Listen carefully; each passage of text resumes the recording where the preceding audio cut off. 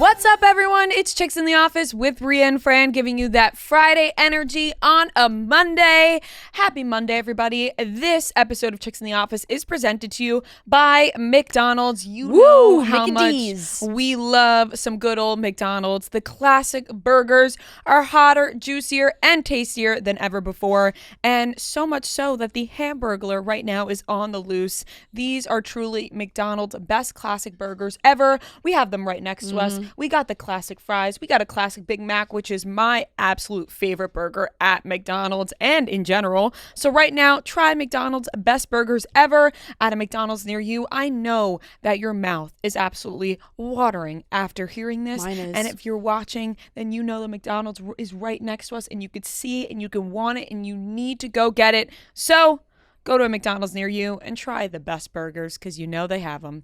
I do have a McDonald's right around the corner for me, and it's just fantastic to have one so close, you know. Right, I have the McDonald's drive-thru. I love hitting the drive-thru. Get those fresh fries right outside the bag. You miss the drive-thru when you're in the city. Yeah. I'm lucky. I got the drive-thru to roll right through. Yeah, it's really nice. That is true. That is very nice. Nothing like a nice drive-thru. So go get your McDonald's burgers. Happy Monday, everybody. Hopefully everyone crack open this burger.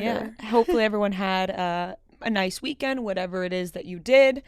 I did absolutely nothing. Like seriously, what you can envision as nothing is what I did. Yeah. No, like really nothing. Wow. Like nothing.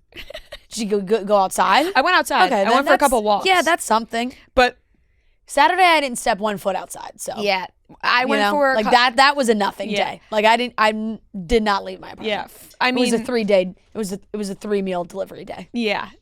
I had that type of weekend because it feels like there's so much just around the corner. Like my sister can be giving birth any day. Yeah, any day. We're just waiting for this. You know what I mean? We're all on the edge of our seat. I am moving next week. Like and then tours right after. So there's so much around the corner that we were like, why don't we just soak in the nothing time? Yeah. I got a nice massage. Yeah. And let me tell you, in the middle of the massage, I stopped and I said, you know, when you pull on my big toe, it feels like the weight of the world has been lifted. And I don't know if it landed as well as I thought it was going to land in that moment. Right. But it felt like it had to be said out loud.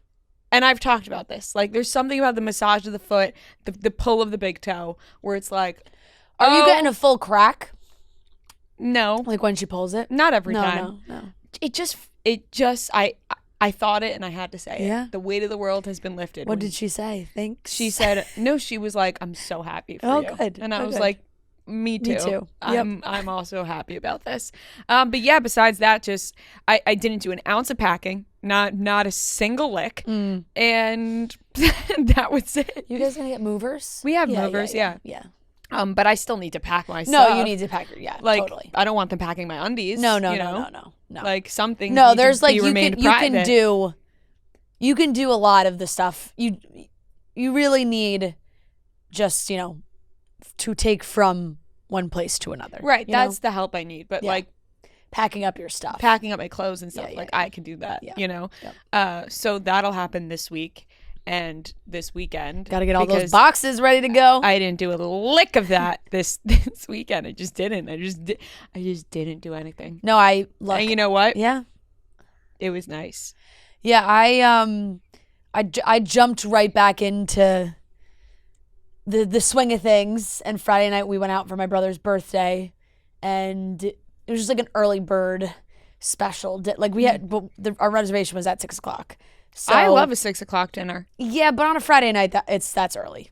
Yeah, Like if you're going out after, like that's a long.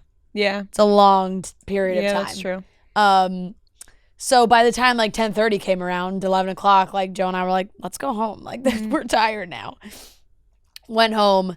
The Greatest Showman was on TV. Oh my God. It just could not have hit harder in that moment. I was ecstatic to watch. I haven't watched it in a while. It is truly one of the best soundtracks ever made, in my opinion. And I was definitely feeling no pain at that point, and I had like the volume at full blast, like singing at the top of my lungs. Joe was like, "We have neighbors. Like, we're not even having a party, and you're being like louder than causing a when we ruckus. have people over." Yeah. Like Saturday I was dying because he was like, "I haven't had to give you like a real like shh. I haven't had to shh somebody in a while." And like I had to fully you were screaming like, this is the greatest show. I was really clapping. you were soaking it in. Yeah, I was. I posted on my Instagram story, fell asleep, woke up in the middle of the night, saw that I was like, oh, embarrassed, deleted it. I didn't see it. Okay. I was probably already asleep. Yeah, it was late. I mean, it was just, I guess it wasn't not necessarily that late, but it was just me filming my TV screen, singing very loudly. You should have kept that up. No shame. No, I Love know. The Greatest Showman. I know. But it was just my voice, you know? It was like, I didn't need to put everybody through that. I'm sorry to all the people who did have to see it. They probably enjoyed it, and if they it. didn't want to, they probably just clicked right through. You know? Went, oof, it's a story. Yeah. Yep. But that was great. Honestly, I don't even remember what channel it was on. But they went Greatest Showman into Mamma Mia 2. Wow. Yeah. They knew their audience that night. I almost jumped up and down the couch. Because we have YouTube TV, and I wasn't like even on the guide or anything. It just went into Mamma Mia 2. And as the music started, I went, oh, it's Mamma Mia 2. And like got even more excited. Chills. Perfect movie combo. Honestly.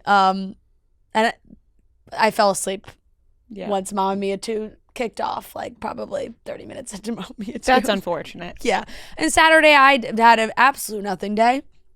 Like I said, it was a 3-meal delivery day. Breakfast, lunch, and dinner, baby. That just happens some days. You just got to soak it in. Yeah.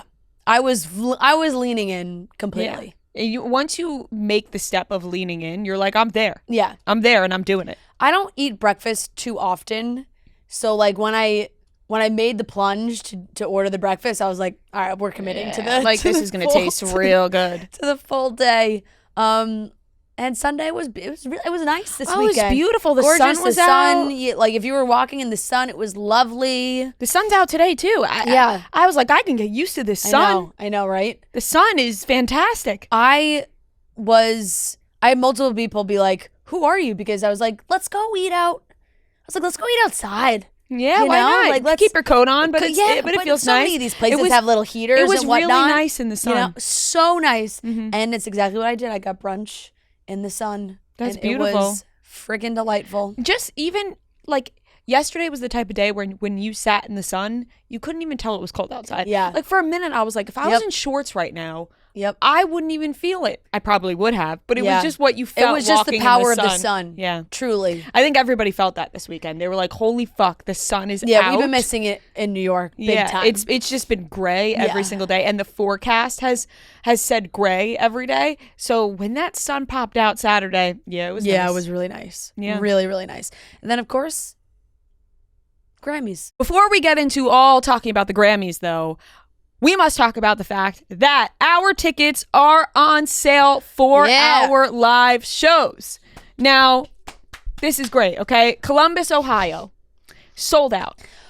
Guys, we didn't know there were so many of you in Columbus. We didn't know. Or the greater Ohio area. And we did not know. And oh my gosh, if we did, we would have done 5 nights. Seriously, surpassed our expectations. So thank you so much. Charleston almost sold out. Yeah. Now listen. All the people that yelled at us, come to Austin, Texas, come to Austin, Texas, come to Atlanta. Where are you guys? You know, you going to come to the show? You coming to the show or what? Because we have fantastic guests. We announced our Austin, Texas guests, Christy Carlson Romano and Annalise Vanderpool, which is just so surreal because we grew up watching them on our TV screens every single day as children on the Disney Channel. And now the fact that they're our live show guests is just absolutely insane. And I can't thank them enough for being a part of it. But come to the show, guys. You will not regret it. We are putting on fantastic shows. They're always a great time. So those tickets are on sale. Yes. There's still tickets available available for Austin, Atlanta, New Orleans, and LA. Charleston's almost sold out. Ohio is sold out. And we will be announcing the rest of the guests as the days go on this week. We have Matt and Rachel coming to Ohio, Craig and Austin, Charleston, and New Orleans, LA, and Atlanta will be announced all this week. So make sure you guys buy those tickets. ASAP, and we'll put the link in the description, and the link is all on our socials. So we can't wait to see you guys. Super excited. Can't wait to see all you guys. It was a good night because it was Grammys. Curb was back. Yes. Award shows I think are fully in the swing of things again. Yeah. I wouldn't say award show red carpets are anything close to what they used to be in any way, shape, or form or capacity. We'll get into it. But the show itself. Was really good. Yeah. I saw Girl Boss Town post about this, but there used to be life-altering, life-changing performances at these shows. And they're great performances. Like, I honestly, my favorite, besides Fast Car, because obviously that got to everybody, Olivia Rodrigo. She sounded fantastic. Yeah. But, she had the little bit of blood and she had the little drama, but not Lady Gaga dragged around like paparazzi. No. You know what I mean? Like, it's not the same level as it once was when Lady Gaga was putting her whole entire body and soul into a theatrical performance. Right. At Everything's the Grammys. toned down a little bit. Everything is toned down, and there's not a ton of performances that you're going in 10 years from now we'll be talking about this. Yeah. Like, we still talk about Lady Gaga's performances, not just Lady Gaga, but that's the first thing that came to my mind last night when Olivia Rodrigo did the little bit of blood. Yeah. I was like, it's right there, but like she should have been fucking soaked. Yeah. Like, you know what I mean? Like, if she was soaked in blood, right? Like, that is Carrie something style that people would be talking about for ages. Mm-hmm. And it's like, we're right there, but we're just not. You know, things are toned down, but still a great show. Agreed. I enjoyed it thoroughly. Yeah, I did too. The show itself. Yeah, because sometimes these award shows can get really long. Yeah. But when they keep you entertained the whole time, that's when you know you're doing a good job. And I'd like to give credit where credit is due. Trevor Noah. He did a good job. And you can say I laughed multiple times. He made me laugh. Mm-hmm. And I was shocked at myself. I was like, oh my God, you're laughing at Trevor Noah. Mm-hmm. And so you just gotta, you gotta give your credit. Hey, I completely agree. I thought I was holding my breath a little bit when the show started and after Dua performed, and it was like, okay, what's he gonna say? How's this gonna go? And I thought he handled it very well. I thought the Taylor Swift joke was good. Like, it was like everything made sense and flowed, and he didn't go on for too long also. Yeah. Which was good. Yeah, I agree. There was no like stupid bit. Yeah, I was like, all right, Trevor. Yeah. Like, Yep. He was very good on his feet. Yeah. Like, yeah. As things happened. Right. Yep. Meryl, Meryl coming Taylor. in at that time. But yeah, I just thought all around good show. There were, a ton of things happening. I mean, we mentioned the red carpet. Nothing like, holy fuck, that this is unbelievable, Very pretty, classic, but not a ton of risk takers. And they're just... Miley Cyrus is a risk taker. Yeah, that was Miley only, really. And I am so obsessed with Miley Cyrus that it has consumed me since the Grammys last night. I am so happy that she got her moments last night. Because it is more than deserved for Miley Cyrus. Like, she has it. When they talk about it is Miley Cyrus. Mm-hmm. Everything about Miley Cyrus, from when she was fucking 11 years old and now until forever, she is a rock star. Everything about Miley Cyrus. She deserves it all. And the fact that this is the first time she's winning a Grammy, like... I'm like out of breath talking about Miley Cyrus, because I think Miley Cyrus deserves so much more credit than what she's given. And I know Miley Cyrus gets a ton of credit. Yeah. But she deserves even more than what is given. I was just absolutely over the moon that she was acknowledged in that way. You know, like just because first of all, ladies' night, big time. Ladies' night. It was ladies' night from start to finish. Yeah. The ladies dominated 2023. And it was so competitive, these absolute pop stars, mega stars, that when the big categories were announced, I was like, oh my God, I'm so happy for Miley. But it's crazy, Taylor, SZA, Olivia Rodrigo, like massive powerhouse names. And Endless Summer Vacation came out like earlier in the year. And I was just thinking like, oh, I don't know. I don't know if this stands a chance. I honestly thought SZA was going to win everything. Yeah. And when she won that first award, I was like, oh my God, this is amazing. Yeah. This is amazing. She deserves it and 10 times more. And I was just I was appreciative of the Academy for, the Academy, the Recording Academy? The Recording Yes. Academy. For a second, I was like, what am I, the Oscars? No. That the Academy acknowledged that album like her fans acknowledged that album, And I love SZA's album so much. SZA's album has been on repeat for me. But Miley, what I love about Miley is that Miley knows she's Miley Cyrus. Like, she gets up there and she performs like a true rock star, and like, yes, I'm fucking Miley Cyrus and I know it, and I know that I deserve to get praise, and I'm not gonna act coy about it. Yeah. You know what I mean? Like, she's like, yeah, I deserve this. I won my first Grammy. I have deserved this. I am Miley fucking Cyrus. Yep. She looks unbelievable. Yeah, she does. She is in the best shape of her life. She really does. She looks unfucking believable. She looks insane.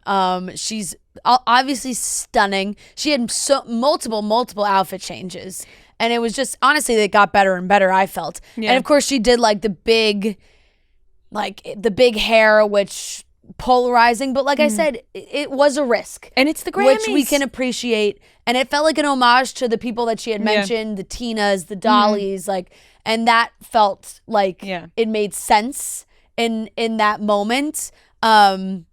Because of course, like, selfishly, I saw those outfits, and even her carpet outfit with the gold, I was like, oh my God, even if she just had like some sort of slick back, like high, I don't know.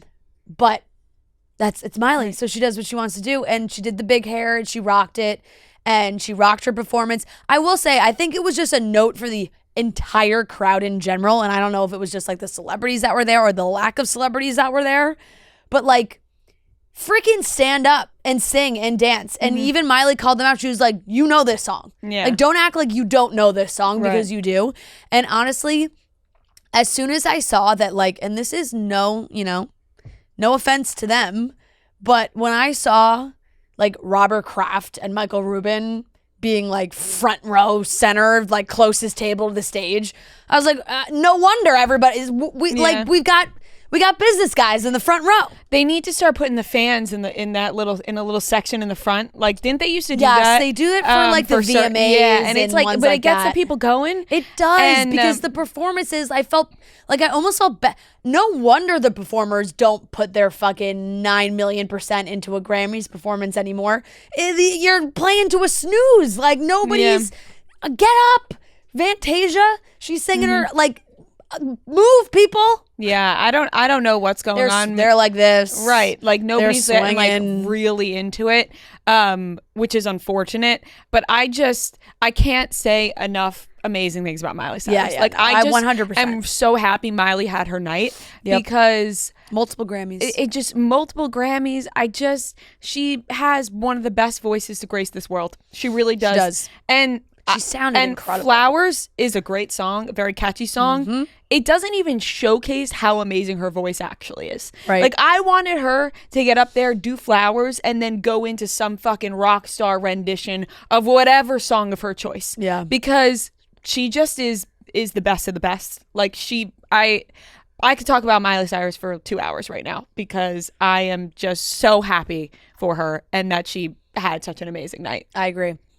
I agree. She must have been beyond thrilled. I do think another element that came into play with the carpet was that apparently the weather was so bad that it was pouring rain, the traffic was terrible, so people were really late. Like, people just showed up incredibly late, and therefore you like kind of missed the carpet. You had to go right into the show. Because even just watching the carpet coverage, there were people I was waiting for. I'm like, where the hell is Kelsey Ballerini? Yeah. Like, you know, like, there's people that I was like waiting for their moment on the carpet during the pre-show, and it was just crazy. Like, I traffic and rain and They're getting not there. used to rain there. They are not. So I feel like in that case we missed a bunch. But truly, I felt like there were everyone that was nominated, the big winners, but then there weren't like any other celebrities there. Like, it was the people nominated, and then that was right. I don't know. I feel like sometimes big award shows, there's other people just go or they're presenting or like, and it just didn't. Well, Oprah was there. Yes. Meryl Streep. Oprah was there. Yes. But like, you know, to give me the red carpet moments. Right. Yeah. I mean, well, now they're just inviting like TikTok influencers. Like Alex Earl was there, Jake Shane was there. Yeah. We saw Tyler Cameron was there, and they're like filling the crowd, I guess.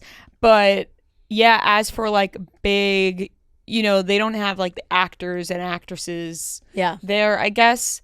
I'm trying to think of like when they did though. You know. Like, I feel like it's always been the I guess people it has that always are kind of been that way. But nominated. Like, I mean, Jay-Z and Beyonce are there. That's a powerhouse right there. always, but you know, they don't do the carpet. Right, they like, don't. They're like. Yeah, I feel like maybe they've earned that. Yeah. Yeah, no, Beyonce just swooped right in. I mean, Christina Aguilera was there. She looks fantastic. She like, looks so good. She looks really good, amazing. Like, she looks unbelievable. Yeah. I don't even really have an answer for like who I was waiting for. Yeah. But I guess sometimes I just feel like when I'm watching red carpet shows, I obviously am expecting those that are nominated, but then there's always like when I'm watching the Golden Globes or the you know, TV show movie ones, there's just constantly people popping up that I'm like, oh, they're there. Oh, they're there. Oh my God, he looks amazing. She looks amazing. I And think I just felt like the Grammys, I was just watching those nominated. Yeah, I feel like for the TV show movies, though, there's so many people that have so many different parts. Producers, like some actors and actresses produce a TV show or movie. They're not even in it, or they have a small role, so they show up, or they've been nominated in the past, so they show up. I feel like when it comes to the Grammys, like it's always like those people that are nominated. Did you have any of the you know, red carpet showings? Who stood out to you? You know, I liked Chrissy Teigen's dress. I did too. I did too. I liked Chrissy Teigen's outfit. I thought that was different. Olivia Rodrigo wore a 1995 Versace dress. I thought that was very cool to have that vision, to see that dress and go, I want to wear that, and then they get it for you. Yeah. Is always she looked kind of beautiful. a flex. Like, and her glam was flawless. stunning. You know? And her red dress on stage, I thought she looked fantastic. Like I said, Miley, she took a risk, and you always have to appreciate a risk. Was not the biggest fan of Taylor's look. Yeah, I really liked her jewelry. I liked all the necklaces. Yeah. But the whole look to me just really was not my favorite. I saw a tweet that I thought was very on point. Was her hair was the I got bored in class hair. Yeah. When you just like your hair and you just start braiding random pieces. Yeah. I was not a fan of that. I just felt like the hair, like individual pieces, I really liked, but when it all got put together, it didn't mesh for me. Yeah. And I understand, like, now obviously the black and white, like, it all makes sense. We all thought it was going to be Reputation, Taylor's version, and she just slapped us in the face with the new album. Yeah. But like, so the black and white makes sense. Yeah. Black and white album cover, the whole thing. But like the gloves, I loved. The dress I thought was really pretty. That, like, the jewelry I thought was really pretty. But when all of it combined together, it just didn't stick with me.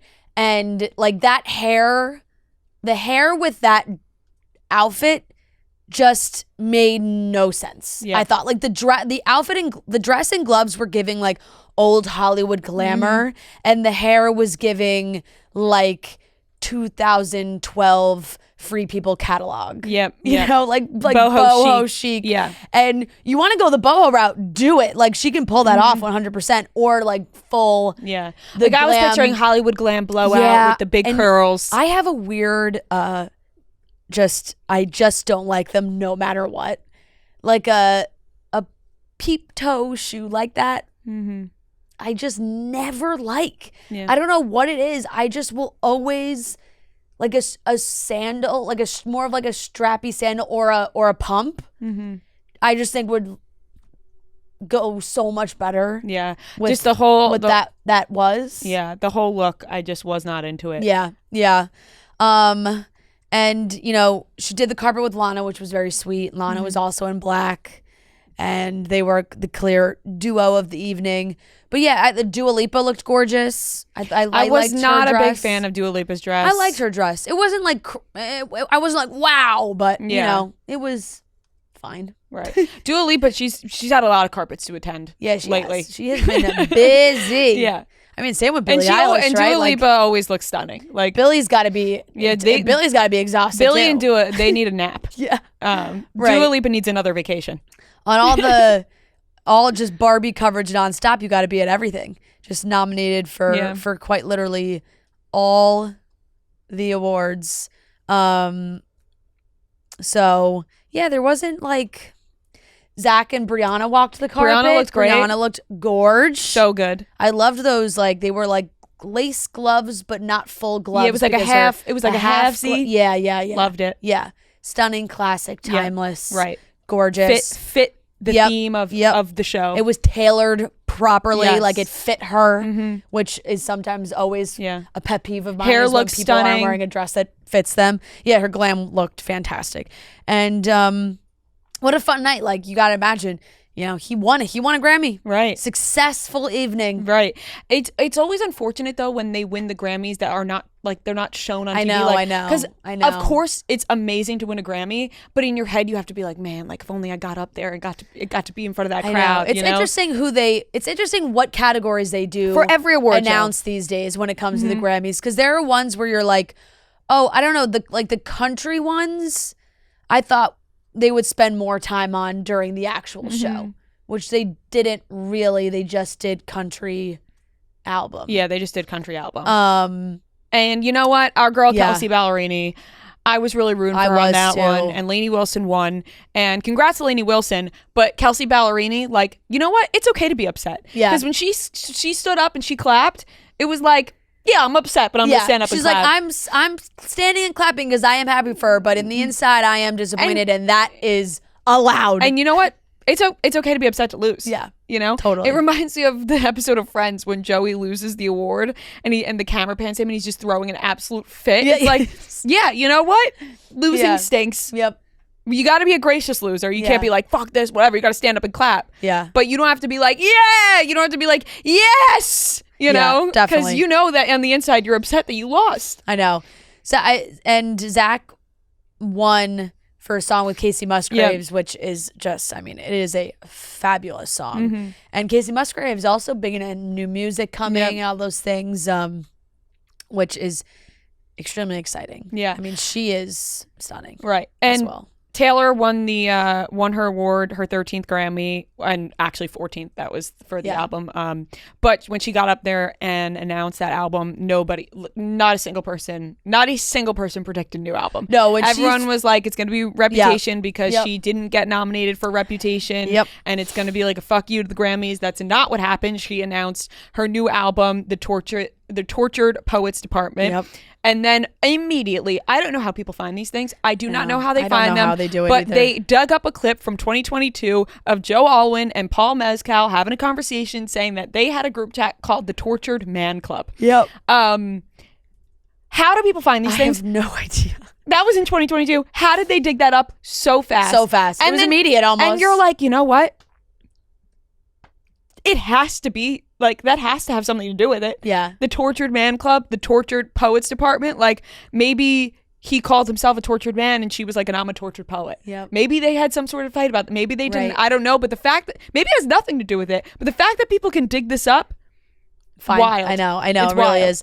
I could not believe it I am so fucking excited. April 19th? April 19th is the day. It's just like, she's like, oh, by the way, I've been working. Does this woman sleep ever? Like, she's like, by the way, I've been working on this for like the last 2 years, and here it is, my new album comes out in 2 months. It's like, what? Her brain must always be going. Now, the question is, she's still going to have shows for the Eras Tour. Is she now going to incorporate the new album? Right. And some people are going to get to hear the new songs live. Will the surprise songs be some of those songs? Very well probably. could be. Yeah. Who knows? I love the vibe. I love the name of the album. Yep. Love the aesthetic that we're going with. Like, the album we're cover, selling bookmarks. Like, I'm down for that. The album cover, different than usual. A little more sexy. Yeah. And I'm into it. I am too. And I'm excited to hear it. And I think it's funny when people get all riled up, like, oh my God, this is what's coming, this is what's coming, this is what's coming. And then she's like, no, you guys are so wrong. Here's actually what's happening. She surprises us still. It's incredible. And I'm just expecting the lyrics on this album to be just out of this world. Yeah, they're going to be cutthroat. This is the breakup album.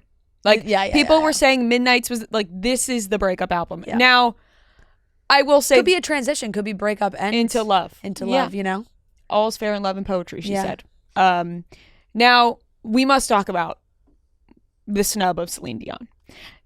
Now, I know Taylor Swift did not mean to snub Celine Dion. I thought that. I think it's pretty obvious that that was, she didn't go out of her way. She would never intentionally do that. If this was any other person, and it was like, this is more that I think we need to show grace for other people and less about Taylor Swift, because if this was any other person that did that to Celine Dion, crucified. They would be crucified. They would be destroyed. Nobody would be showing them grace. Nobody would be like, oh, they got distracted. Everyone would be ripping them apart. You think? Yes. I think so. Absolutely. I don't know. Like if Olivia Rodrigo did that, like if she won Album of the Year and got up there and like did that, 100%, but I think everyone would still have like, okay, they just won Album of the Year. No, like they're clearly I really think people would be like, who does Olivia Rodrigo think she is, ignoring Celine Dion like that? Yeah. Because you're looking well, like people are saying that about Taylor. No, so. I know, but I'm just saying that like it would be way more of a, and like I said, this is less about Taylor and more like other people deserve grace too. Like it's just a lesson in general that like it just reminded me in that moment of like, if that was anyone else, because my stance would always be like, yeah, they're in this crazy moment. Like they're not even realizing what's happening going in front of them. I just felt like if this was anybody else, it would be like the biggest moment of the night. Well, I do think it was still the biggest moment. People are really talking about it today, and it's obviously been probably one of the bigger topics from the show, and the clip has been shared a million times. Now there is a picture of them backstage afterwards, just giving her a hug. It's thank tougher. God for that picture. Yeah, no, definitely. It is tougher in the sense that like Celine came out. We have not seen Celine in a while. We know about her illness. Yeah, and this was a surprise appearance, and you have to imagine everyone in the crowd is like, oh my God, but also it's a surprise appearance. So you don't necessarily know, like, if you're nominated for Album of the Year, I don't think you don't even have enough time to register like, holy shit, Celine Dion is the one giving out this award. Like I feel like you're so focused on winning the award or not winning the award that it's like you're just wrapped up in yourself. Yeah. These are the most self-absorbed human beings that are on this planet. Like I think it really depends on the moment, how you're feeling. I mean, Miley Cyrus went crazy for Mariah Carey. She made her speech majority about Mariah Carey giving her the award. I thought it was funny that Mariah Carey stood. Usually they like walk off. She just stood right next to her. And the fact that Mariah Carey's background, very close. Mariah Carey's background was Mariah Carey. Yeah. Was the most Mariah Carey thing ever, which was hilarious. And yeah, it's a huge moment. This is the biggest award of the night. Album of the Year. Taylor Swift, she's like, I'm about to break a record if I win. Yeah. So I could see a lot is going through the brain. I think it hurts the fact that she hugged whoever else was up there. Right. Like big hugs, dragged Lana up there, and then poor Celine Dion, who has been through so much. I know. Is just like, well, she was hugging here's your award. She was hugging all the people who worked on the album. Yeah. So it's like people she actually knows. If she was like hugging the random people on stage that are like escorting you on and off. But honestly, what almost made me more uncomfortable was bringing Lana up there. I feel like, I get it, they are friends, and in the moment you are like, oh my God, please, like, you're on the album, come up, like, you're my friend, like, we're here together.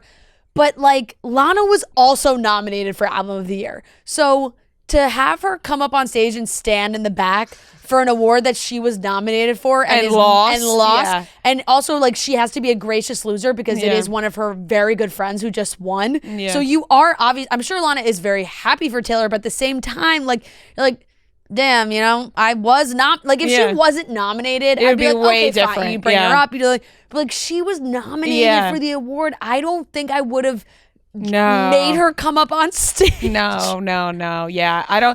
Clearly she was just overwhelmed. I think it was really, you know, obvious. A lot of emotions flying. Tons of things happening. She just announced a new album. She knows people are excited about that. She's about to break history. Yeah. All these things are happening. And sometimes when you're overwhelmed with emotions, you can make mistakes like that. And that is clearly what happened, because Lana being nominated for that award,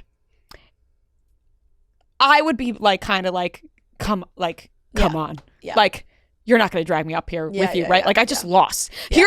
Here's the one of the losers standing behind me. You know, like, it's like, thank you, Lana, my dear friend. You are on one song in this album, and you also lost in this category. It would be like if Patrick Mahomes wins the Super Bowl and they call up like the other team, like, hey, come up here. Yeah. Get on up here. Yeah, it was just, so I don't know. That was like the madness. I do feel like, honestly, some of the main awards, the biggest awards of the night, went in a direction that I didn't expect.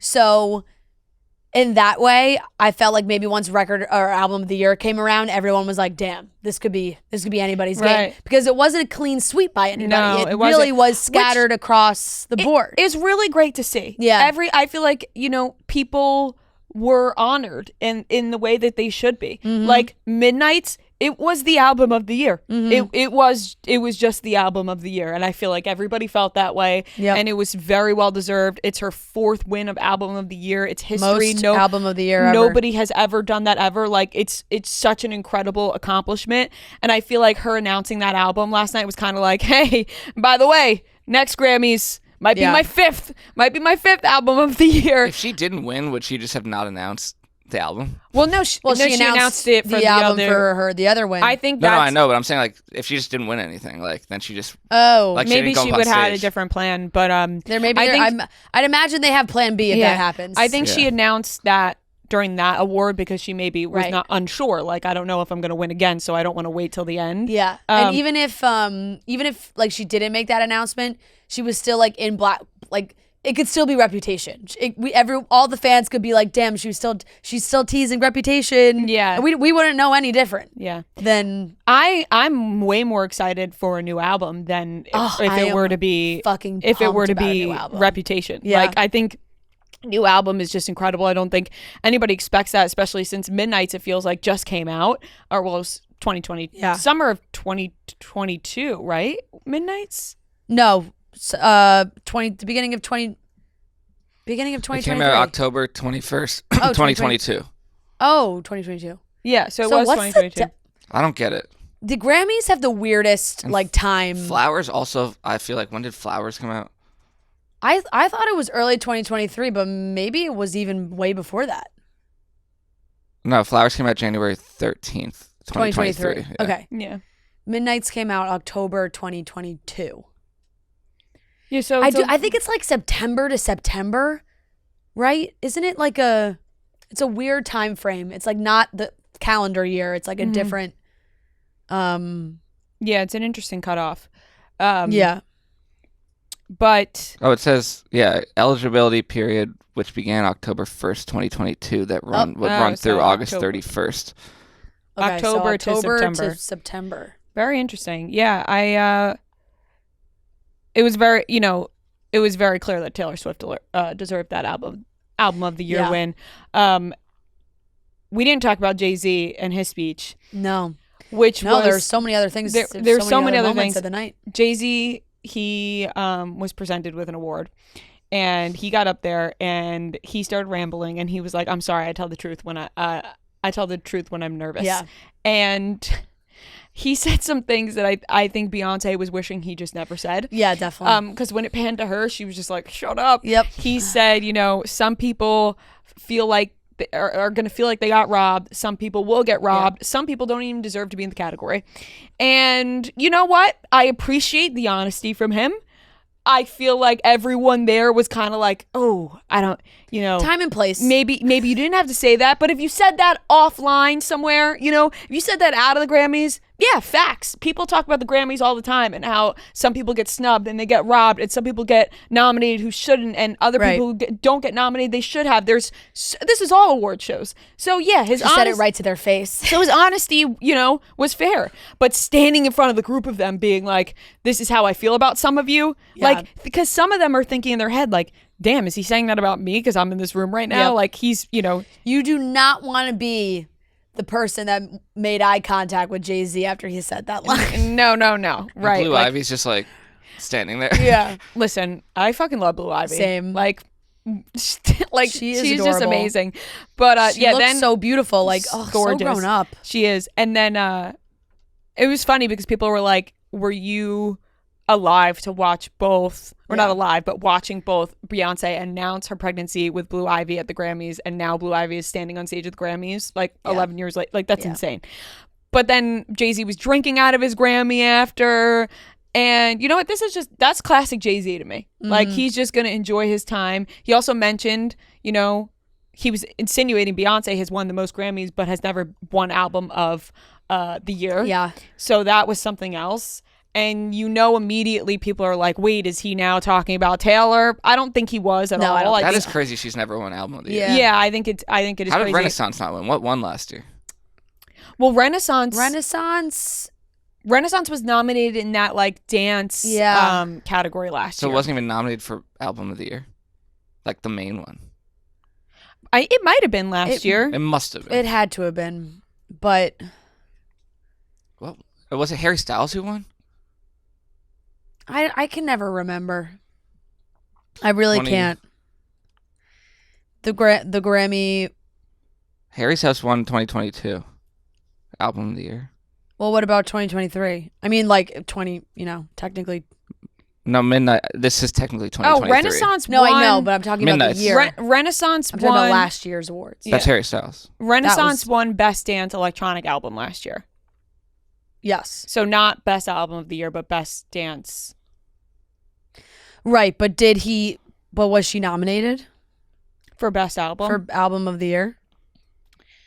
It's going to take me a while to scroll through. Doesn't look like it. I see. Oh, no, it was. Yeah, it was. Renaissance, Adele, 30, Kendrick Lamar, yeah. Yeah. Yeah. She did, yeah. What was I going to say? I did go back last night because I was thinking about the fact that Lemonade didn't win album of the year. But that was another thing. She and Adele have been on a very similar timeline. Adele, that year Adele just won everything. A lot of artists. And that's the year that Adele did win, and she was like, I do have to say, Beyonce made such an incredible album. Do you see what Drake posted on his story? No, I didn't. About the Grammys. No. He was basically just saying. He was just basically saying it was a whole thing, but it was basically this doesn't mean anything in our genre. Yeah, but I feel like it goes back to kind of what Jay-Z was saying, that the especially in the rap categories and the hip hop, I feel like they are always talking about the snubs and not that person didn't deserve it and she deserved it, he didn't. And it's always, there's been boycotts and all those things. But it was kind of like what Jay-Z was saying. He's like, there were years that I was boycotting. I watched. Yeah. The year that Macklemore beat everyone. No matter how many Macklemore times you won. tell me you're not watching or you're boycotting and you don't care about the award, you care. Yeah. The year that Macklemore won was maybe the most ridiculous. That was Kendrick, Drake, every single. That was the most bullshit year of all time. Insanity. True insanity. Oh, man. Yeah, I remember that. even Miley, like, it was funny because she went up there and she was like, this is not important, but like it is. Like, which is funny because it's true. It's like when you're not included and you don't win, you go, this doesn't mean anything. But when you do win, you're like, yeah, I fucking won. Yeah. So it's just. Travis Scott was pissed, I think. He said 10, like they've slept on me 10 times during his performance. Travis Scott lost to Cardi B that year. Yeah. Remember? But now he's over 10 with Grammys now. Yeah. Travis Scott? Yeah. It happens. Even Travis Scott, like he performed last night, and I was honestly even kind of surprised he signed up to do that. Yeah, I thought he wasn't gonna go. Yeah. So there were a couple things I was shocked by. Lizzo presenting. I didn't know that. I was stunned. I didn't know that we were cool with Lizzo again. Yeah. Well, I guess because she is extremely close to SZA. So I think they were soft launching Lizzo last night. Right. Let's see how they react. Let's see how the people feel about seeing her on stage. And I do think people had mixed reactions because they were like, wait, what's going on with Lizzo? Right. Yeah. And that's kind of how I feel about Lizzo. Yeah. I'm kind of confused. Right, because to be honest, there wasn't really. I don't know what the follow-up. Yeah, was what has to that. been the follow-up? Probably just like settled. Yeah. Right, like is that what? Right. Was are they going to court? Like what was that? I don't know. And how did it end? And is it ongoing? Right. Yeah, all the headlines are like fans baffled by Lizzo attending Grammys amid harassment lawsuits. Soft launching Lizzo. It's just a funny way to express that. But you didn't get booed off stage. Yeah. SZA is so cool. Like I love SZA. I loved her album. She's it has been on repeat for me since it came out. I loved her performance. Very, very cool. There was a clip where, because SZA said hi to Taylor on stage, and then Taylor went over and gave her fan after, which I kind of I was like, I wonder if SZA was whispering to people like, I wish I can get that fan. Yeah, and then she dropped it off to her, like, here's my fan. Here's my fan. I don't know what happened there, but I love SZA. One of the things that really is just like I will never know the real story, but I so desperately want to because it consumes my brain, is the Taylor Swift Olivia Rodrigo stuff. Like, it just really, I lose sleep over it. Like, it's just seeing, as soon as Olivia started to perform, I was like on the edge of my seat being like, are they going to show Taylor? And of course they did. And she was standing and she was singing, but like there is clearly a tension there that has gone on for so long and is not really talked about. But like, if this award show was 3 years ago, and of course Olivia Rodrigo's in a very different place in her career, like we'd see pictures of them together. Like, they don't even fake pose for photos, you know?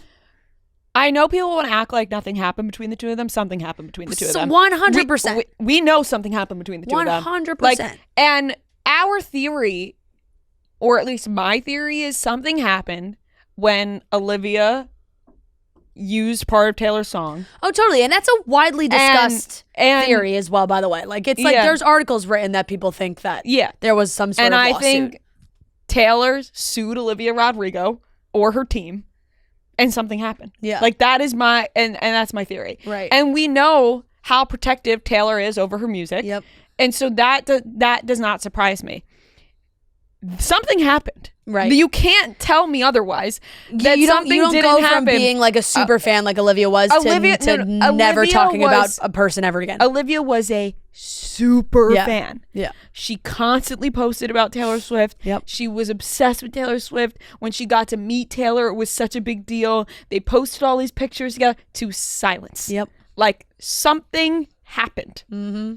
It was funny to see Taylor like have to put on a performance. Like, well, because she knows people are going to go. The camera's going to be what's on her. Gonna, if we don't do the camera. But it is nice to see somebody who will stand up and dance to every song. I agree. When you don't, we needed Taylor there. She's the only one giving any kind of energy. Her and Kelsey Ballerini dancing together was great to see. Like, giving energy and dancing is what award shows needed, because the people on stage deserve to be celebrated at all costs. So it's like, well, you know, you need that. But that fast car performance. Oh, I mean, incredible. I know I've said Miley's name like 300 times this episode, but the fact that it went in from Miley winning her award, which I was sobbing at, to that performance, I couldn't stop crying, and I was like, I can't do this the whole show. I cannot cry the entire show. Yeah. I'm gonna wake up with swollen eyes because I am so emotional watching all of this. Watching your idols as you grow up, like, continue to succeed, and then such emotional performance, and then two people like Tracy Chapman and Luke Combs having that respect for each other on stage. He looked like he wanted to cry out of respect for her, and everybody else just a sweetheart too. You know, it was so emotional. It was really a fantastic performance. It was so good. I'm surprised it happened so early on in the night. You know, because. No, grab people in. It was a great way to start.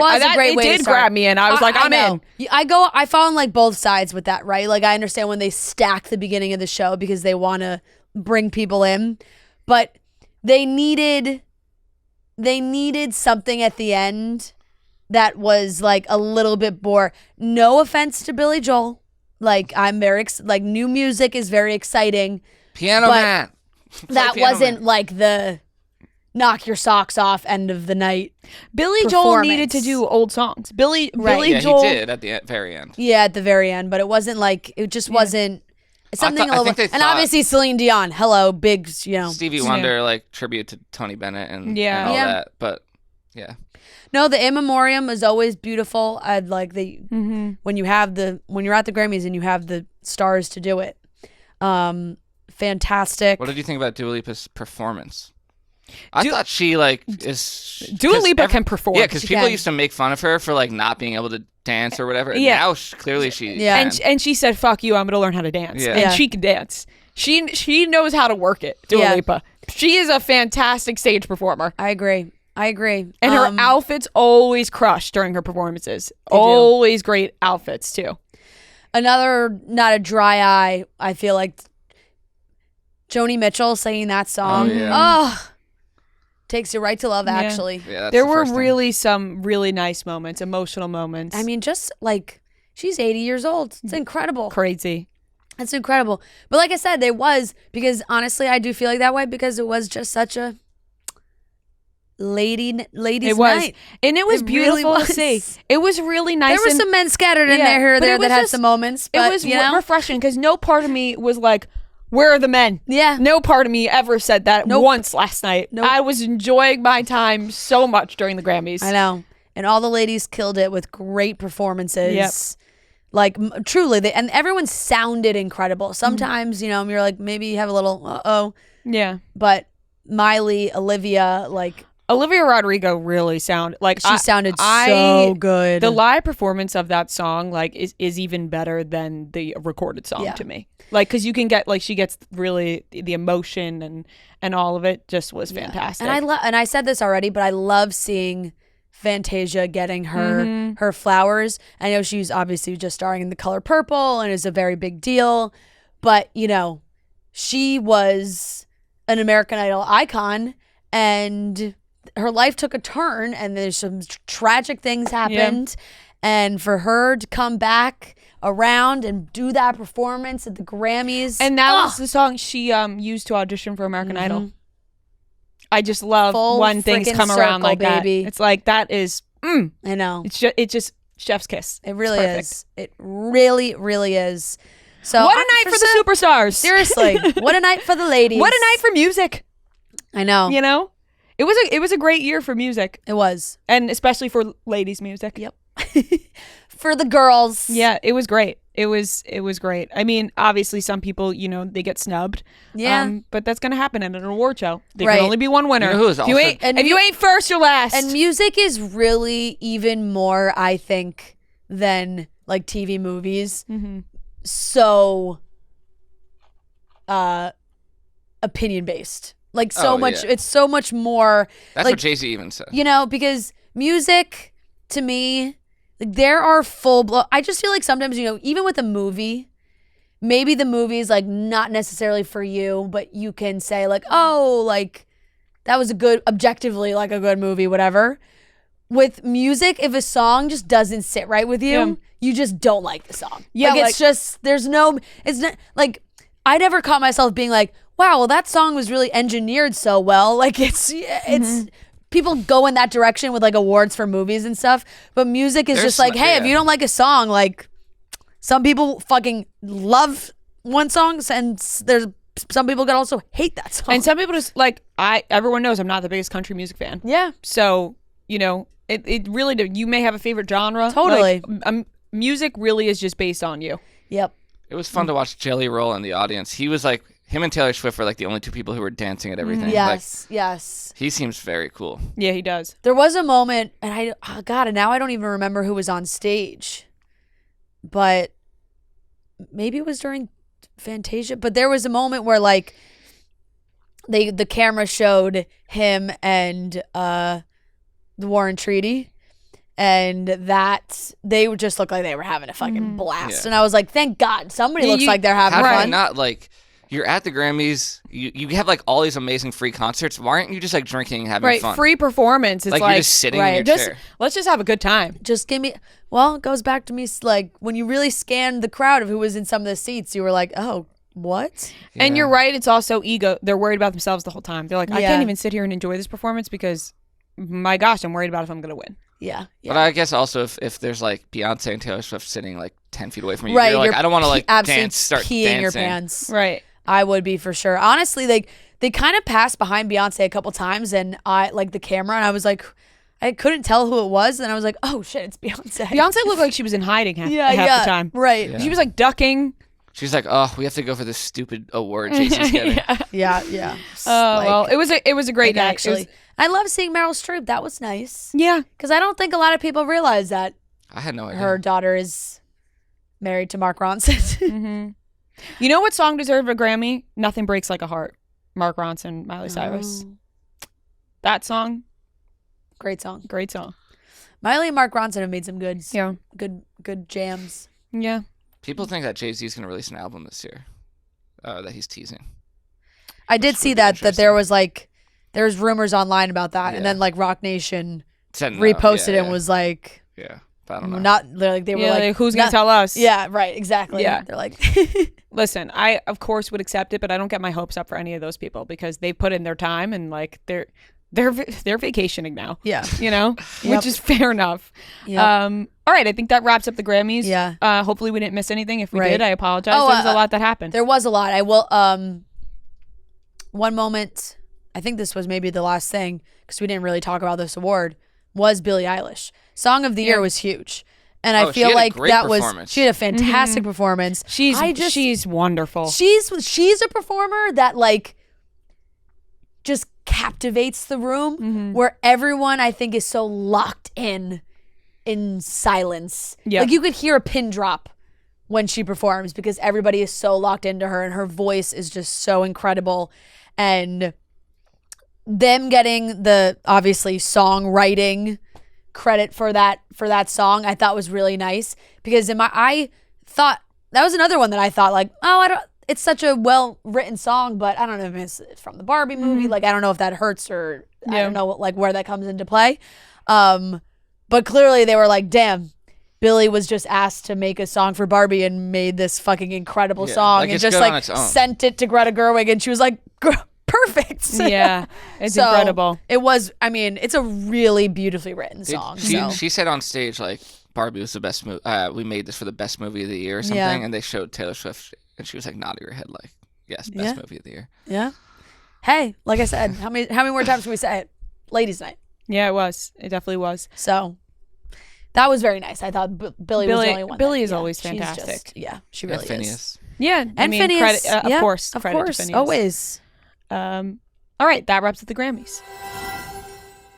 Sometimes when you get that craving and you just say, ugh, there is nothing I want more in this world than some McDonald's because they have the best burgers. They are hotter, juicier, and tastier than ever before. And we know that as a fact. We've had this on set with us today, and I'm dying, man. I cannot wait to break into this cheeseburger, whether it's a cheeseburger, McDouble, Big Mac. Big Mac is my favorite. Quarter the Big Mac pounder sauce, with something cheese, the sauces.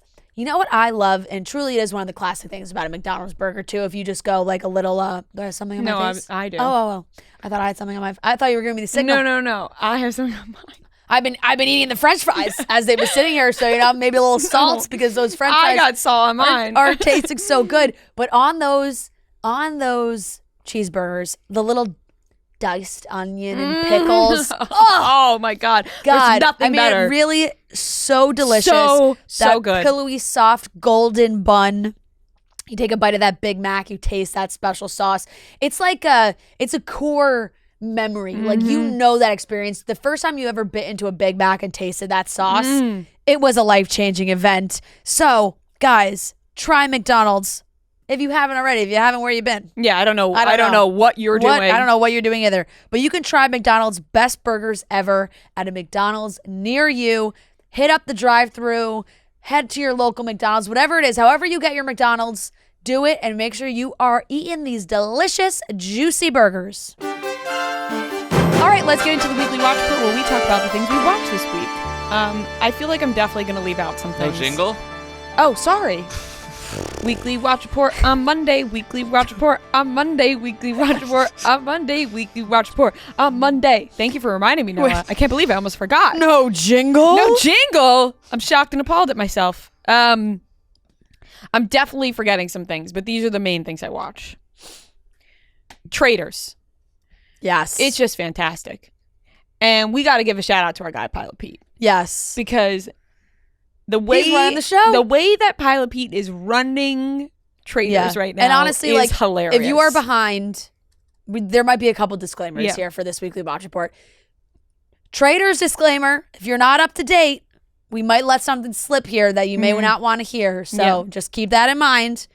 Beep beep beep beep beep beep beep beep beep beep beep beep beep beep beep beep beep beep. Pilot Pete is absolutely crushing the game, and as he should be. And Dan, have you watched Big Brother? No, but I thought about watching recently because of Traitors. Right. Because I'm like, people do love Big Brother, but I've never watched it. I've never watched it. And the amount of people in my DMs, you could clearly tell who have watched Big Brother and who haven't. Because the people who haven't were very much like, oh, that guy's so annoying, like blah, blah, blah, whatever, which is how I've felt about it. And then the people who watched Big Brother were like, oh my God, he pulled off like an incredible Big Brother season. Like, you have to watch. But I think, which is different. I just think that's different. Like, you can pull off an amazing Big Brother season and be annoying. Yeah, I think that happens though for a lot. Like, I love Parvati because I love Survivor, and Parvati has had some fantastic Survivor seasons. So I'm biased to Parvati, but some people watching are probably like, probably don't love her. Yeah. As for Pilot Pete, we're trying to get Pilot Pete on this show so we could talk to him about Traitors, because it's just funny because for the first like 3-4 episodes, you didn't even know Pilot Pete was on the show. I know. It was like he was silent, but apparently deadly because he's a puppeteer right now. He was, forming this group, this alliance that nobody could have seen coming. I'm very excited to see what he decides to do. Yeah, I am too. I hope he decides to become a traitor. I think that would be an interesting twist. I think no matter what, Parvati and Phaedra are fucked. Because they all know it's one of them, and even if they get him as a traitor, he could still convince his group that it's Parvati, and then Pilot Pete's gonna win the game. Because they won't believe he's a traitor. Right. If nobody is gonna believe Pilot Pete's a traitor when it comes down to it. So I feel like at the end, Pilot Pete's got a good chance of winning this game right now. He really does. So I am so in on Traitors. I'm giving Traitors an A. I'm really loving Traitors. I did not like Dan's last ditch effort to throw Phaedra under the bus. And really didn't like Parvati, that at all. like, he was like, all right, fuck it, I'm about to throw both the traitors in. Seriously, like, but what? you know what? You kind of have to do that though, because I guess as I was watching, I was like, when Pilot Pete was asking Parvati who, I was like, just say fucking Dan, just throw Dan under the bus and just say that you think it's Dan. Because honestly, and she should have, because that was Dan's dumb idea with Bergie when like they knew they were taking a massive risk that Pete was lying about the shields. Yeah. And they went with Dan anyway, and they did it, and then it exposed them. It exposed them completely. Right. So I was like, just fucking say Dan and get him out. Who cares? Yeah. But Dan got out, and that was great. So Traitors gets an A. I watched Griselda. 6 episodes quick. I watched it too. Did you do that this weekend? Yes, I did that. When you were doing nothing? Doing nothing. So did I. Sofia Vergara was fantastic in this show. So good.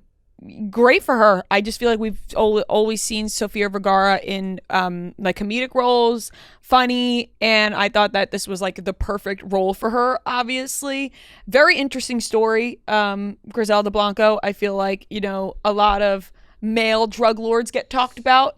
Obviously, Pablo Escobar. Yep. I love that they started it by saying there's only one man that scares me in this world, and it's a woman. Griselda Blanco was a line from Pablo Escobar, which I thought was hilarious. Yeah, that they started it that way, and I thought it was really good. I thought it was very interesting.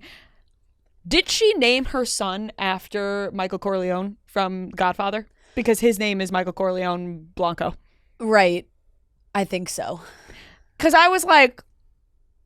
But what was Dario's last name?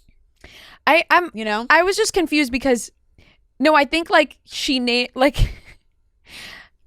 because then I was looking it up and I was like, The Godfather came out in 1972 and then Michael Corleone Blanco was born in 1975. So she must have named him right after her. Right, because Dario's name was Dario Sepulveda. So yeah, so I don't know, that was just a little tidbit. But Griselda for me gets a B+. It was just short. Like it was just 6 episodes. Yeah, it did take a wild turn, and I know that her family has said that there was like a lot of creative liberties. Yeah. Taken. I don't think they were because they said it was based on but that always means that they're going to change some things totally and make it a little bit more dramatic or whatever. So I was just kind of like, wow, good for Sofia Vergara. Like what a role. I know she did do a really good job. Love Island All Stars. She's being sued. Oh no, the show is being sued by the son. Yeah. Michael, who he's suing, the one that's alive, alleging that it was an unauthorized use of his quote artistic literary work and the family's image, likeness, and or identity. He also said that he tried to say that his mom was prettier than what they portrayed, and that's tough to say when Sofia Vergara is playing your mom. Yep. And then you like look up the pictures of Griselda Blanco and you're like, you're going to say that about Sofia Vergara? Let's be real. Yeah. But okay, you loved your mom. Yep. Love Island All Stars. I'm all caught up. Mm-hmm. With UK time, not what's not on Peacock. So UK, honestly, we probably shouldn't even share too much. I won't share anything. There's that many people watching. I won't share anything. I'll just say this. Yeah. Georgia Steele needs to fucking get a grip. Yeah. That's it. That's it. What a fall, because I was a Georgia fan because I thought she was funny.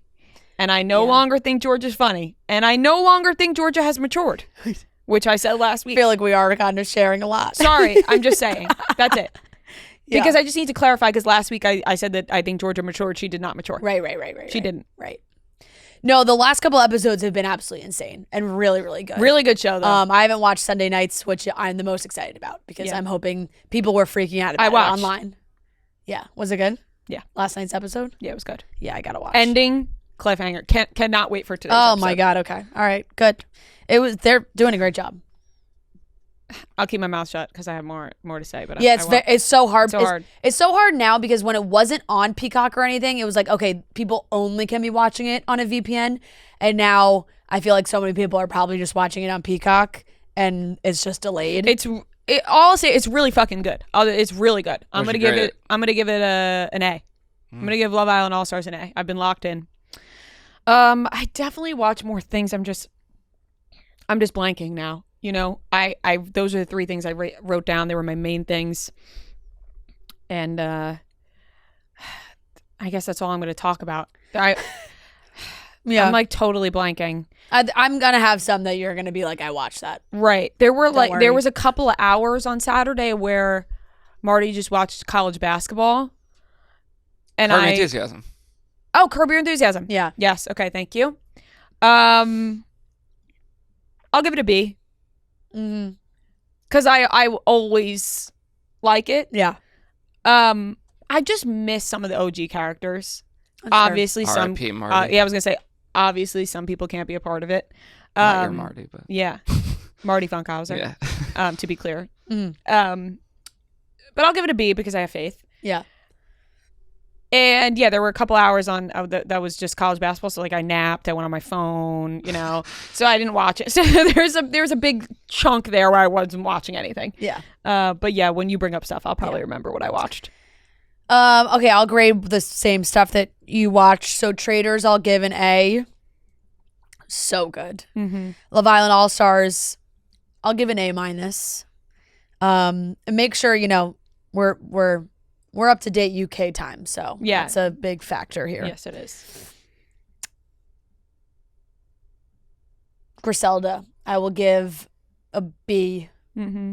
Good.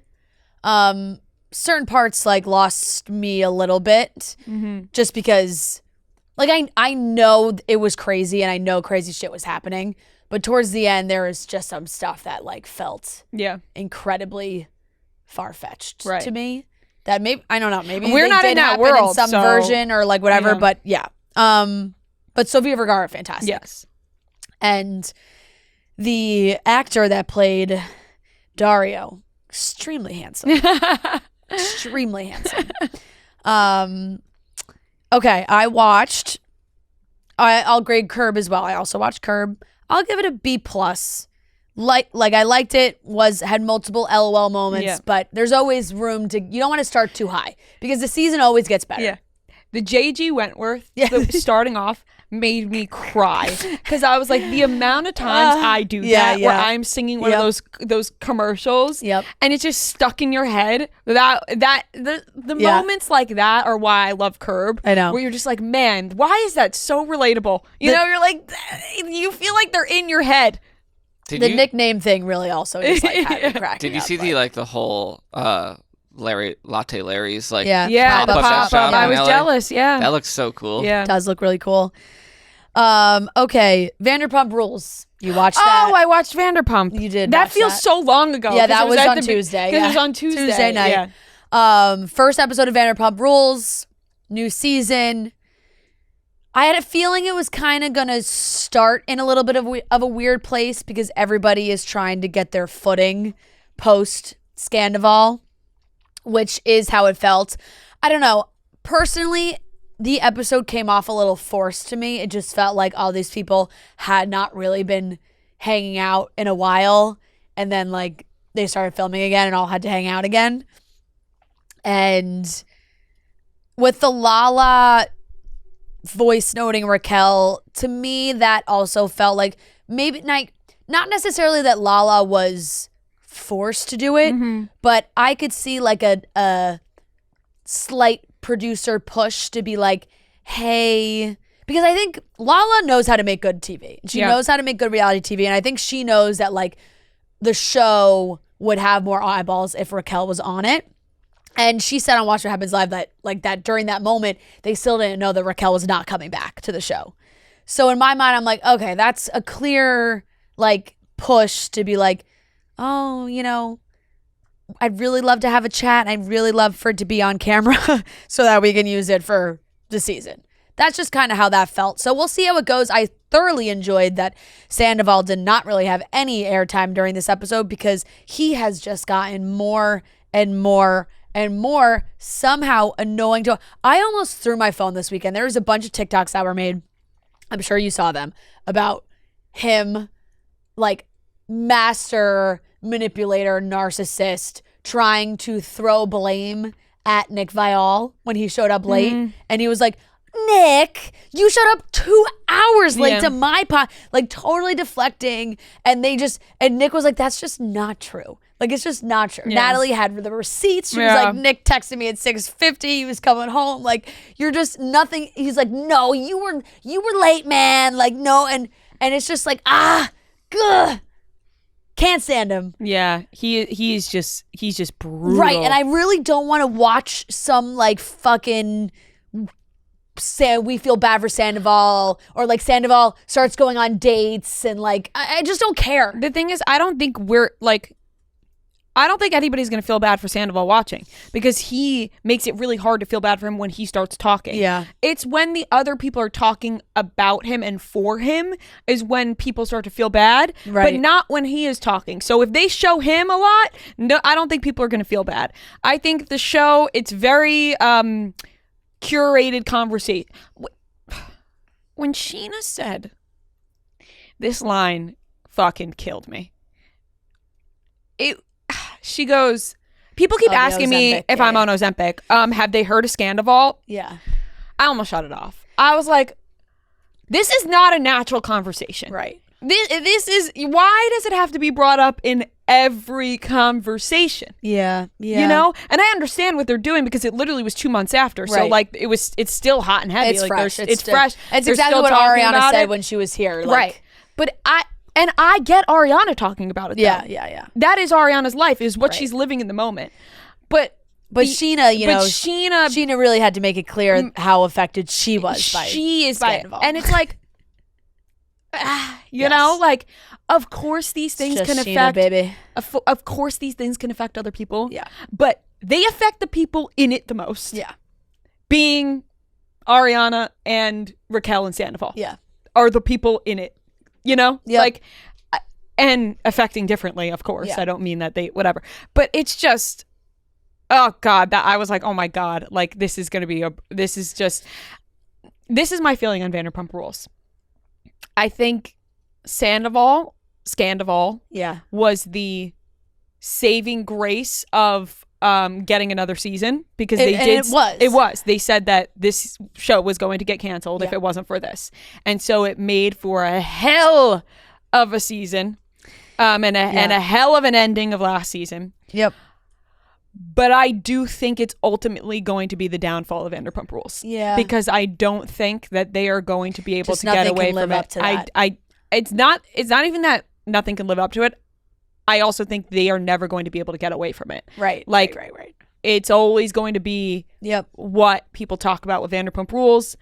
It's always going to be what people talk about to the cast of Vanderpump Rules. It's going to be what they talk about because they know how much people were roped in. Right. And so although it was the rise of Vanderpump for the last year, I also think it is sadly going to be the downfall. But we'll see what happens. That's fair. fair. My thoughts. Okay, so Vanderpump Rules, I'm giving a C+ episode 1. Yeah, I'll give it a C. Yeah, slow start. I think it'll pick up. But yeah, I mean, Sandoval, those videos of him, oh my God. No, just brutal. He is infuriating. Brutal to watch. How did Ariana even date him for that long? Yeah, I know. Like, I know. Holy fuck. I know. Getting into any sort of argument with him, I mean, we've seen it on TV, but oh God. Terrible. I want to fucking tear my eyes and earballs out. Yeah. Earballs. Earballs. Balls and ears. My earballs. Okay. Eardrums. I watched American Nightmare. I hadn't watched it. Mm-hmm. I watched all of that. I'll give that once again, it's another scenario like documentaries, but I'll give it a B+. I was captivated for sure. Crazy fucking story. Sometimes when these Netflix documentaries come out and like they're like, hey, this happened in I think it was like 14, 15, 16, like when was it? 10ish years ago maybe? 2015. Yeah. Okay, so yeah, 10ish years ago. And I'm like, damn, I had no like Yeah. Yeah. Why did no we hear about fucking this? idea How that did this we know? happened. Guys, there's so many things So happening. many Taylor crazy Swift must shit. have released a new Yeah, album. so or there's- There's just so much crazy shit that happens There in is the world. so many things happening at this very moment that Yeah. we don't know about that could Yeah. be made into a documentary But 10 years from now. that was crazy and like infuriating all at the same time to watch. But like that was quick. Like it were 3 like 45-minute episodes. Yeah. The Greatest Night in Pop I watched. No, I thought it was fantastic. Really good. Really good. Like Noah talked about the other week, all about the night that they made the We Are the World song after the American Music Awards. Very Lionel Richie heavy, telling that story, and they had a bunch of other people involved, but really, really good. I'll give that a B+. I thought that was really It's always good. cool when they just have been sitting on footage for like Yeah. 30, 40, 50 years. And it's Right. like, There's so many other things that your mind goes to. It's like, damn, did they have cameras running for that too? You know, like Yeah. it just seems like They're always. I'm gonna do one of those for something. Chicks in the Office in 50 years. Yeah. Oh God. Yeah. No, I thought that was. Wait, I thought that was really good. B+. B+. I have been snacking on these fries that are sitting next to me all episode because they're impossible to resist. And not only are the fries impossible to resist, these burgers the McDonald's burgers, are impossible to resist. When we end this episode, we are going to be diving right into these burgers. I got my eyes on this Big Mac all day. Yep. I got my eyes on this Big Mac. I always have my eyes on a Big Mac because Big Macs are juicy. They're hot. They're amazing. McDonald's has the classic, hottest, juicier, tastier than ever burger sitting right next to us. And it's also probably right around the corner from you somewhere. So I know that your mouth is watering for some McDonald's by the end of this episode. The patties are cooked to juicy perfection. We all know that. You know that taste you take in your first bite when you're craving a McDonald's burger, and you take that first bite, maybe you got a little ketchup, maybe you got a little pickle in there, you got the buns, you got the patty, everything is perfection on that first bite. You know what? On top of that, a little sip of a soda with your McDonald's as well, a nice little treat soda, and they're topped with the pillowy, soft golden bun that makes it even better. So right now, try McDonald's best burgers ever at a McDonald's near you. I know that you guys are craving it by now because we can't stop craving it all day. What's your favorite like situational McDonald's? Because mine is the road trip McDonald's. Of course, the drive-through McDonald's. Yes. Or the long drive when you've been in the car for hours and it's finally time for everybody to eat and you go, we're getting McDonald's. Of course. Or you've had a long day and you're driving home and you're like, oh my God, home from work. You're like, it's getting late. I don't feel like cooking. I don't feel like getting something else. You know what I'm going to do? I'm going to hit the drive-through and I'm going to get home in 5 minutes with this hot-ass McDonald's in my car. Yep. And I'm going to get home and I'm going to enjoy it. So right now, try McDonald's best burgers at a McDonald's near you. Real Housewives of Miami and Beverly Hills. I watched. Beverly Hills, I'll give a B.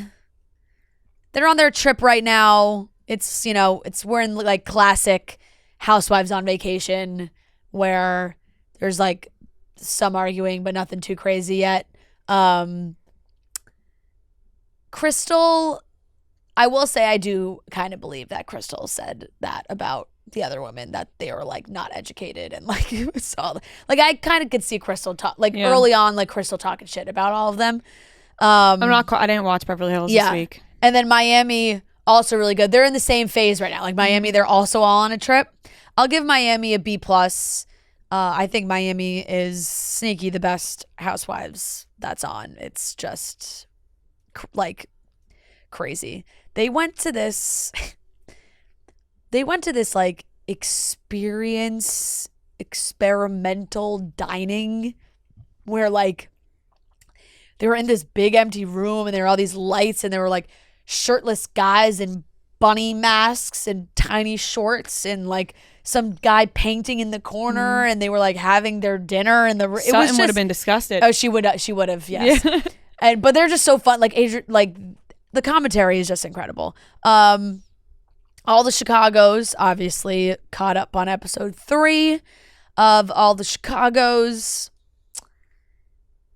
Sometimes, I can't, it's tough to grade all of them. I'll give them all, I'll go B across the board. I thought they were all pretty evenly matched this week. Kind of seems like Taylor Kinney is going to have this like in and out vibe on Chicago Fire. Like he just keeps leaving for shit. I also watched Migration, the animated movie, because I had been wanting to see it and the trailer made me laugh every time I saw the trailer. Did it live up? It's adorable. Super cute movie. I give it like a B+. I thought it was so cute. Short. Like it was like 85 minutes. Yeah. Like it was like short and sweet to the point. Yeah. Like I really thought it was adorable. And of course, like the credits start to roll. First of all, the end scene, they use a song that Joe and I like, that we love. It's Mama always said, look up into the sky on the storm on a cloudy day. On a cloudy day. No, you know that one? Maybe. But I'm not catching it from like look up this. into the sky. I could be singing the wrong words as well. That's always a problem when I start singing a song, but it was just like it was joy. And then the credits started rolling. And I said, written by Mike White. I was like, no wonder I fucking love this movie. That guy. That freaking guy. He's always behind everything. I know. Good. He's got his hands on a bunch of projects, and I love every single one of them. So Mike White wrote the movie, and I thought it was adorable. You know what? If you have small children, I highly recommend the movie.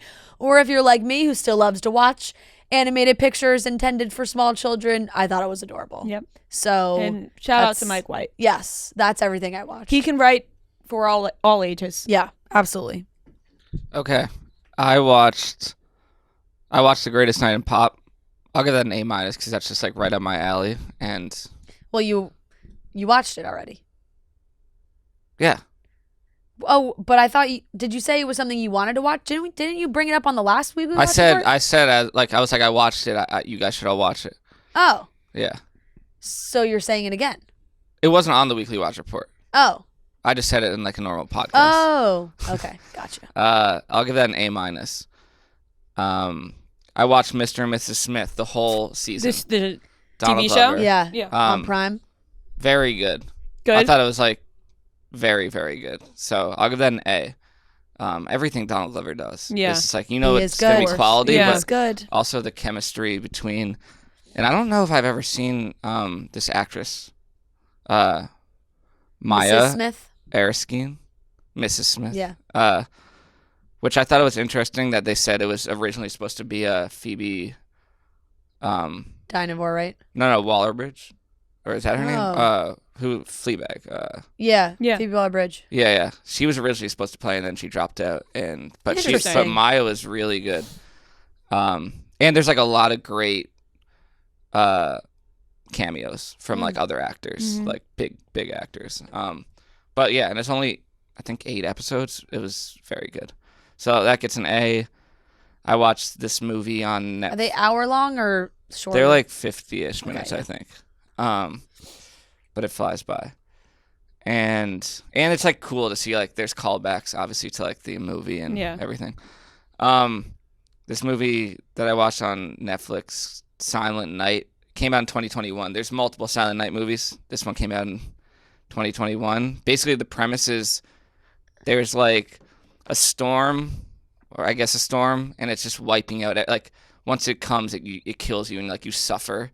Like it's just slowly going through the whole world, like this windstorm that kills everyone. And you can't escape it. You can't escape it. So then it centers around this family, and they're like, they all have these pills basically that they're gonna take right before, so that they die with no pain. That's the whole thing, and like Okay. just kind of like leading up to dying. It's dark. It is. It was okay. I'll give it a C. It wasn't great. Yeah, but, not the worst, but not the best. you guys haven't started watching Expats, have you? No, but I will. Yeah, I think you would like it. I wanted to watch it too, but I was deciding between that and Griselda, and I went Griselda. And I like when there's more episodes out. Yeah, because I know once I get hooked on a Nicole Kidman show, I need more. That was the nice thing about Mr. and Mrs. Smith, that all the episodes are out. Came out at one time. Yep, right. Yep.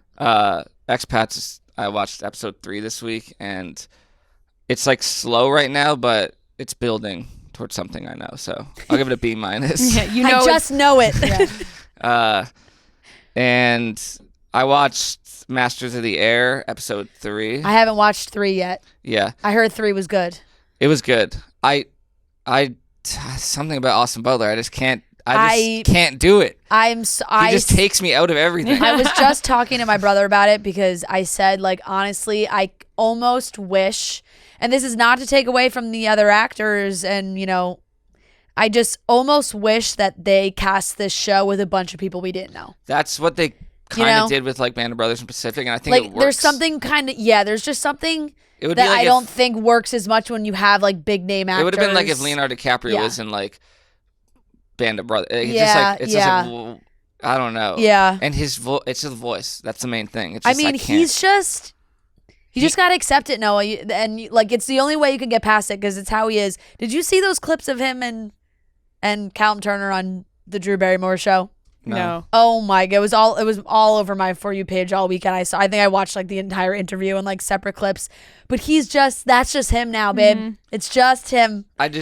It just feels like he's just trying to overact everything. And I told you he needs an exorcism performed. This is how close Drew was. Like Callum was like here, but Drew was next to Austin Butler, like, and they were just they were locked in. That's the way Drew does it. They were locked in, and she was talking about how she was going on a blind date and she was nervous about it. Austin Butler was like, if you need an escape, like, you can call me, like, I'll be the fake friend Drew for you. Barrymore and she was like, oh my god, please, like here's my number. I would love to see Larry David go on the Drew Barrymore show. Oh, he'd be like, my god. Honestly, they should back. That would be an episode of Curb. Yeah. So yeah, expats, I'll give it a B-. Or I already said that. Master of the Air, I'll give it a B-. Yeah, I don't know. For some reason, it's not like hooking me in. Yeah. And I think Austin Butler is a big. I just part know of that that's not my type of show, so I'm not even gonna like give it a shot. Like Band of Brothers and the Pacific, I'm like, those are some of the greatest episodes of TV ever. But I don't know. I also feel like I've watched so many like World War II things that I'm kind of World War II'd out. Aren't we all? Yeah. And then I watched Curb Your Enthusiasm last night. I'll give it a B-. I mean, it's great to see Larry, of course, on screen again. Yep. But it's also like the Masters of the Air. It's like you're comparing it to like everything he's done up to this point. But honestly, I think like his interviews that he's done on late night talk shows have almost been funnier than that episode. Like everything he's done with. Yeah, the first episode is never. It's never like, gonna be. Yeah, boom. never. Yeah. It's just sad knowing it's the end. The Jeff Garland like just dyeing his hair was so funny. Like his hair is just black now. It's also just like knowing that this is it. But do you think it really like? Yeah, he was off for 20 years and then came back. But I think it's I think this is it because Curb was done once before and he came back and now I don't think he would be ending it again then doing it. You can't do that twice. No, you can't. So I think you're allowed one comeback. Yeah, I think he's done. Yeah, I think he probably is. But I also think that if in 5 years he was like, you know what, actually, they'd be like, maybe a movie, back. Maybe a Curb movie. Yeah, maybe. That'd be cool. Did you ever watch Clear History, the movie? No. Oh my God. You guys have to. It basically is just a Curb movie. Really? It's incredible. It's Kate Hudson, John Hamm, Larry David. Oh, I didn't know that. I've never even heard of this. It's all on Martha's Vineyard, the whole movie. Nope. Oh my God, it's amazing. I gotta look into that. Yeah. But that's all I got. Yeah. Oh, great. Okay. Those are the things we watched this week. I do have one thing that I want to throw in that I honestly wish I brought up in the intro because now we're at the end of the show, but I feel like it is very important. Bieber's back. Justin Bieber is back. And honestly, this deserves a bigger moment in the show, but it popped into my head as we were going through the Grammy stuff, and then I forgot to say it then, and now I want to say it now because I can't go another episode without bringing it up. That Saturday Nothing Day, a lot of that contributed to the fact that I spent maybe 2 full hours on TikTok watching every single person's video that they posted from that show, from All-Star Weekend, NHL All-Star Weekend, and his performance that was like surprise performance, everything, whatever it was. But he sounded incredible. He looked so happy. He was singing songs we haven't heard him sing in a while. I think Bieber's happiest when he is in Canada and surrounded by hockey. Yep, that is very true. I think he is his happiest, and he looked great, and it was refreshing to see. And Bieber's one of those other. He just always has it. Shawty is an eeny, meeny, miny, and he's just having a good time. He was a great time. I was just so happy for everybody that got to see that performance because I can't wait to see what's next because I know that touring is very taxing on him and clearly touring is something that it seems like he does and then it just doesn't work as well. So maybe there's a different format that would work better for him. Maybe he just does something kind of like how Taylor did like before COVID canceled it all, but she was going to do like the Lover Fests, like kind of just certain places. Maybe he just does something like that. I don't know. The guy is just made for the stage. Yeah, he is. He's made to perform. I know, he's but too talented to keep it all bottled up. But we can't force him. I know. Because he always ends up in a bad place. I know. Yes. We want Justin Bieber healthy and happy. 100%. Like he he seems very healthy and happy right now.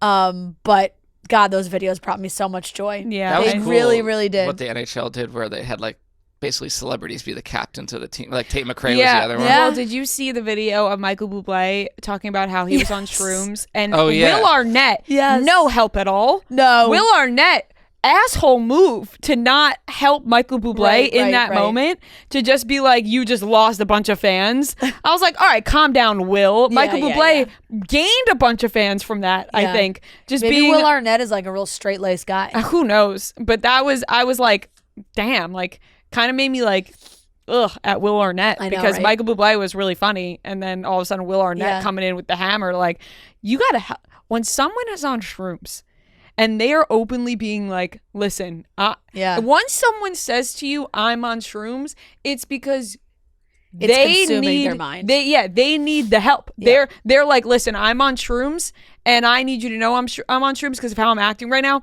and maybe if you help me a little bit, that would be nice. And Will Arnett just did not help his guy in that moment. So disappointing, but Michael Bublé, you do your thing. And I think everyone was excited to see that from Michael Bublé this weekend. Tate McRae and Kid Laroi. Yeah. Huh? Hey, A little canoodling happening there. Something. that's a cute little couple. Yeah, it definitely is. Definitely is. But yeah, I'm so excited. Yeah, Bieber is semi back. Yes, I just Was feel he like ever gone? No, that's the thing. Like, it's just the performing. no, it's just, but you haven't really hasn't seen him performed on stage in 2 performing like years. that in a while, like, and seeming to thoroughly enjoy it. Yeah, I think it was different. Like, he's performed, but I'm like, I haven't seen that smile on his face. But he in a was long also time. like sitting in a chair and like singing for real, right? Yeah. So like, it's not when he goes on tour. I feel like it's a whole thing. No, totally. It absolutely is. But no. Because I feel like we've been doing a lot more of this show as like these past 2 years, and you just like haven't had the music. Like, people identify me as like the crazy like Jonas Brothers fan, but I had quite the Bieber stint. I really did. I was lining up. I was showing up. I lined up at the Nintendo World at Rockefeller Center to get him. He was doing an acoustic performance. It was like 2009 maybe. And he really just had Baby. Yeah. But like One Less Lonely Girl like just came out, and we made our sign about One Less Lonely Girl, and we thought we were like so inventive. We were like, damn, no one even knows this song yet. Like, he's gonna see this sign and be like, wow, And those then are true fans. It became a phenomenon. Yeah, like we were writing our phone numbers on the back of like, signs and trying to hand them to him. Where are they now? You know, the One Less Lonely Girls. Yeah. Where are they That'd now? be a good documentary. Yeah, I've said that before. You have? Yeah, I've tweeted that out. You should bring that it's back something around. I've been holding on to. You should do that yourself. A documentary on. Hold on, let me see.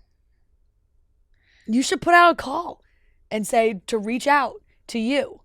If you've ever been a One Less Lonely Girl, we want to hear your story. Maybe I didn't tweet it out, but I feel like I've said it on this podcast. But yeah, like did their life change after that? Did it stay the same? What happened? Right, exactly. That was probably the peak of their life. How did the process go? Right. It's all downhill from there. Yeah. What happened after that? My high school graduation present was VIP tickets to the Believe tour, meet and greet. That was my. Wait, so you met him? Yeah. Oh. Meet and greet, but we've seen the pictures. You've seen the picture. He wasn't. He didn't seem too pumped about being at that meet and greet. I think he was going through something. Yeah, like it was still, even then, it was like it was how just old like. were you? That was 2012, 2013. And he's what, your age, or is he a year older than you? He's my age. That's so funny. Like, I've never been like so obsessed with a music artist or anyone that's like my age, really. Mm-hmm. Oh yeah, but Other than, like, that's where London you, Tipton. as a girl, that's where you fall in. Yeah, with, that that's makes where sense. the delusion with comes in. That's where the delusion comes in. You're like, this guy is my age, which we could fall in love because we're the same age. Right, exactly. Yeah. One year I made my mom, very kindly asked. She really put up with a lot of my shit. But he was doing the Today Show for the Christmas album, and we really wanted to camp out, but my mom was like too afraid of us like camping out, and she came with us, and we got like a hotel room so that we could wake up at 3 and not like be on any trains or anything, and go and wait in line for the Today Show. It's dedication. To get there. Yeah. So, yeah, no, like I said, it was just, it stirred something in me that has been dormant for some time. And seeing those videos, I was getting the fever. Butterflies. Yeah, the fever was coming back. I was feeling flush. You had to take the temperature. I had to hide a lot of my interests growing up because I'm the youngest. And so my siblings would make fun of me for a lot of things. And I was so... and I'm so sad about that for you because it was truly the best. Yeah, but I was so obsessed with High School Musical, so much so that my sister made it a point to never ever see High School Musical because of how obsessed I was with it. Still to this day, my sister, who is 6 years older than me, has never watched High School Musical in spite of how much I was obsessed with High School Musical. And she would love High School Musical. Yeah, and she would. She really would. Her kid will love it probably. Yeah, I'm going to have to show her kid High School Musical. Yep. Because that's the treatment you get as the youngest sibling, is that like everything you like and everything you do is like uncool. Yeah. You know? And so, yeah, like my first concert was High School Musical, whatever. It was all the posters on my wall was High School Musical. Did she refuse to watch High School Musical? Like she doesn't know any of the songs or whatever, all because I really liked it. Yeah. Like that is that's really some spite right older there. Sister, younger sister shit right there. Yep. So, yeah. Like I wrote on my wall in pencil, I hurt the Jonas Brothers really lightly because I had to be and erasable. I had to be cautious. God forbid that was in pen. About my likes because I would just get made fun of. Yeah. Thankfully, my best friend had the same likes that I did, so we were able to just love those things together. But to my family, no, you know. I'm so sorry. Yeah, no, it's okay. That some of your fangirl tendencies had to be suppressed. They did, and it's okay because I got to do it in the privacy of my own room. Yeah. But yeah, you know, super fair. All right, that wraps up today's episode of Chicks in the Office. Thank you so much for watching. Reminder, live show tickets are on sale now. We want to see those pretty faces. We want you guys to see our fantastic shows. So make sure you come to those, buy the tickets. We'd love to see you. We love you guys, and we'll talk to you on Wednesday.